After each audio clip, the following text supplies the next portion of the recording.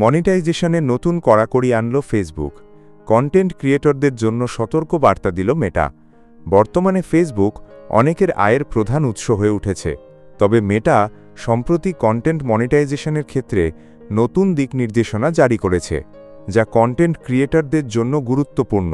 নতুন নিয়ম অনুযায়ী অতিরিক্ত বা অপ্রাসঙ্গিক হ্যাশট্যাগ ব্যবহার, ছবির সঙ্গে সম্পর্কহীন দীর্ঘ ক্যাপশন, ফেক অ্যাকাউন্ট থেকে একই পোস্ট বারবার শেয়ার এবং সাজানো বা মিথ্যা মন্তব্যের মাধ্যমে কন্টেন্ট ভাইরাল করার চেষ্টা করলে মনিটাইজেশন সুবিধা বাতিল হতে পারে। গুরুতর ক্ষেত্রে পোস্ট বা অ্যাকাউন্ট মুছে ফেলার ব্যবস্থাও নেওয়া হতে পারে।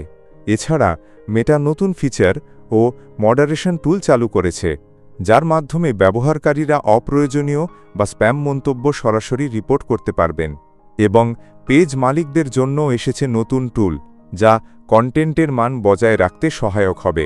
কন্টেন্ট ক্রিয়েটরদের উচিত মেটার এই নতুন গাইডলাইনগুলো মেনে চলা, যাতে তাদের আয় অব্যাহত থাকে এবং কোনো ধরনের জটিলতায় না পড়তে হয়।